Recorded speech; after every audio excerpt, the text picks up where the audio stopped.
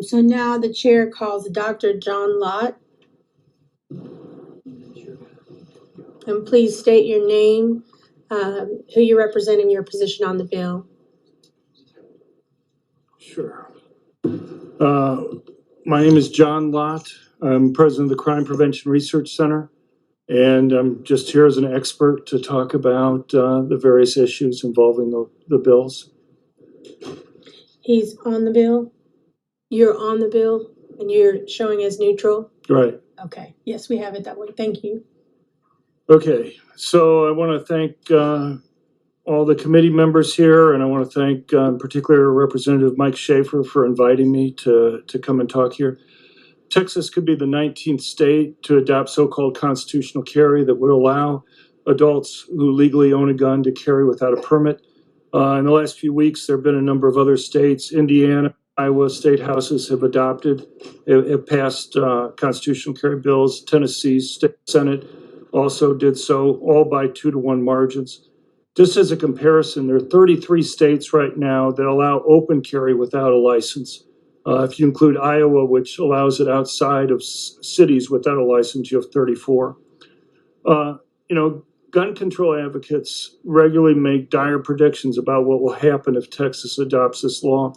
I guess what I would just point out is, if you go back and look, you'll see the types of predictions that were made for this law are exactly the same as the predictions that were made for right to carry laws when they were passed in 1995 here in the state. Since then, we've had a total of 43 states that have right to carry laws.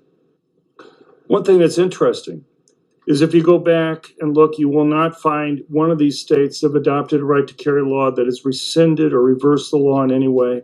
And none of those right to carry states have even held a hearing to go and reverse the right to carry law. And you see a similar type of pattern with regard to constitutional carry.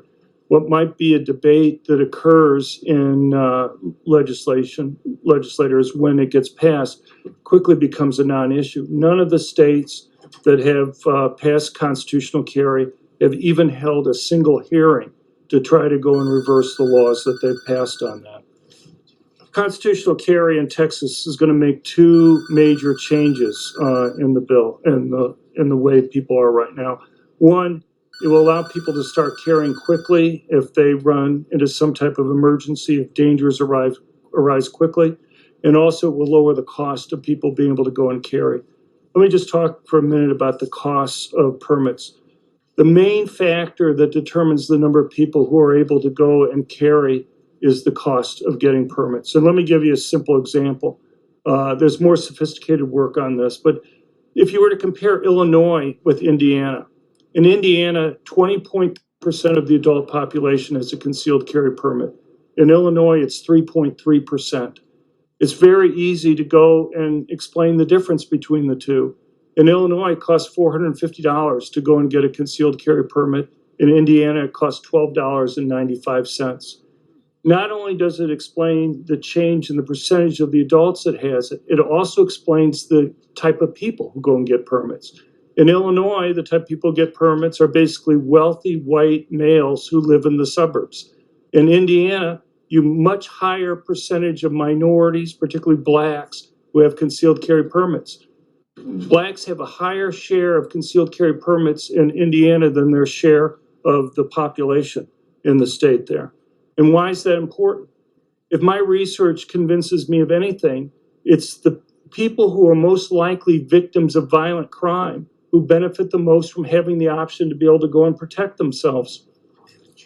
And so, even if you had the same percentage of people having permits in Illinois and Indiana, the fact that you're more likely to have people who are victims of violent crime being able to go and carry means you're going to have a greater reduction in crime in Indiana than you're going to be seeing in Illinois. The other big change is how quickly people are going to be able to go and get a permit. After you've done the fingerprinting and met the other requirements to go and get a permit, the Texas Department of Public Safety tries to go and issue concealed carry permits within 60 days. If a woman's being stalked or threatened, 60 days is a pretty long time to go and make her have to wait before she's going to be able to go and get a permit to be able to go and legally defend herself. Dr. Lott, thank you very. No, I'm not telling you. I'm not telling you to leave. Thank you so much for being here tonight. Sure. I've read plenty of your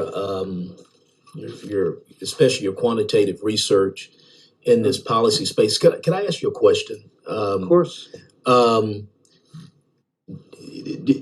any of your quantitative research, and you can pass some along to us at another time, do you see any significant correlation between more of these unlicensed, you know, possessing of firearms, handguns, correlating to increased crime, increased suicides, or any other social maladies? No, in fact, that was the next issue I was just going to get to in the thing. I mean, there are lots of comparisons you can make. You can do more sophisticated analysis. But if you just take the 5 years before they passed constitutional carry and the 5 years after, you actually see a few percentage point drop in violent crimes, about a 4% drop in murders, and about a 4% drop in rape rates that occur. And there's no statistically significant evidence with regard to either suicides or accidental shootings. Okay. Okay. So, because, these are some of the data points I see, Right. I'm sent data points people send me, they said, well, Indiana, I believe one famous one is Indiana, in the mid to just a few years ago, a couple of years ago, maybe a few years ago, you know, started their constitutional carry or unlicensed. But Indiana hasn't started. They're voting on it right now. Okay. The Indiana House has passed the bill, but it's before the Senate right now. Okay. Well, some Midwestern state passed. Well, right. I mean, you have pretty much the whole northern part of the Northeast. You have Kentucky in the center of the country. You have Missouri, Arkansas, Oklahoma, and then you have many western states from Arizona all the way up through Idaho and Montana and North and South Dakota. So you're pretty much a good cross section across different types of states in the country. Okay. Okay. And again, there's no statistical significance of any of these correlations of suicides, murders. What about mass shootings? Yeah, and I haven't seen anything with that. Look, the big thing to me with regard to mass public shootings is that you have to take into account that 94% of these attacks occur where guns are banned. I mean, anybody who reads the diaries or looks at the statements from these people may be crazy in some sense, but they're not stupid. They want to go to a place where they can go and kill as many people as possible. And if they go to a place where they know victims can't defend themselves, they're going to be able to go and kill more people than they're going to be able to go and get more attention than they could have otherwise gotten. If you have one police officer in an area guarding what otherwise is a gun-free zone, they have an almost impossible job. If you have an attacker there, and there's one officer in uniform who they can identify as being the only person with a gun, who's the first person that they're going to try to take out before they go after the other people that are there? It's going to be the officer. If you actually allow people to be able to go and carry concealed in those areas, it actually makes the job of the officer safer, because those people, when they go and do the attack, realize that they're revealing their position, and they have to worry that there's somebody behind them or to the side that they don't know, who may be able to go and stop them at that point. But, I can give you case after case where these people have consciously, these people plan these attacks for 6 months to 2.5 years prior to the attack. The Sandy Hook killer was planning his attack 2.5 years prior to the attack that he did. And these guys, like the Aurora Batman movie theater shooter, he would go and actually stake out the different movie theaters and go and visit them beforehand. He visited other targets, and his thing, he would try to talk, is there somebody there with a gun who's going to be able to stop him? You look at something like the Batman movie theater shooter. There were 7 movie theaters that were showing the premiere of the Batman movie within a 20-minute drive of his apartment. Only one place banned permitted concealed handguns. That's the one he went to. You look at like the mall shootings in like Omaha, Nebraska, or in Salt Lake City, or in Portland, Oregon. Again, you look at these places, you may have 8 malls in Omaha, Nebraska that were indoor malls. Only one of those had signs posted banning permanent concealed handguns. That's the one the attacker went to. At some point, even if you didn't have these statements from these killers, you'd have to realize that this just isn't random, what these guys go and pick out as their targets. You know, these guys, you have people who overwhelmingly have no political ideology, but want to commit suicide. At some point along the line, these people realized that they could get a lot of media attention when they committed suicide if they took other people with them. So the way you try to eliminate their incentive for doing that is taking away their goal, which is to go and kill as many people as possible. And the faster somebody can be there in order to try to stop them, and in a way that, you know, that convinces them beforehand that they're going to run into trouble, you'll be able to deter that and take away their bizarre gain that they have to go and get the media attention that they have. Okay. And sorry if I went on for too long. No, thank you. I just wanted to thank you. I just wanted to get that commentary. Before I turn you over to see if some other members have some questions for you. Your scholar, what's really the dynamic with the license or not having a license, being a lawful Texan, a lawful American that can possess? I can go to a retail store. If I'm not licensed, I am licensed. But if you can go to a retail store tomorrow morning. You can purchase a handgun here in Texas, unlicensed. You can walk out of the store unlicensed, get in your truck unlicensed, ride around town unlicensed, go home and do that all over again, except you can't get out of your truck after you've bought it and you've possessed. Nothing's happened to my status as a lawful, person. What's your take on that? On that dynamic there and the license? Well, first of all, let me say we've collected data by state on the number of concealed carry permits for like 8 years now. And what you find is that when a state moves to constitutional carry, there's really little change in the number of licenses that are there. There's been a big growth overall in the number of licenses, but the states that adopt it pretty much just kind of flatten out there. There's other reasons, either because they want to go and be able to go and buy a gun without having to wait for a background check, or whether they may travel to other states or whatever, or just because they feel better getting a license. I have no idea, but if you look at it, it stays very flat. What you do see, though, when you move to constitutional carry, you do see more people carrying, and you see a change in the type of people who carry. More poor people, I believe, carry in those cases. You know, when Texas went from $140 to $40 in terms of the fees, or reduced the training requirements. Prior to that, it had kind of leveled off at about 500,000 people having concealed carry permits. At that point, you kind of saw an explosion in the number of people who get permits. And you can go and you can see the zip codes for where people have it. It was much more heavily suburbs where people had concealed carry permits beforehand. And I think if you move to constitutional carry, you're going to see even more of a move to that. I would argue the very people who need it the most, the ones who are most likely victims of violent crime, are going to find it more affordable to be able to go and protect themselves and their families than you would have been able to do otherwise.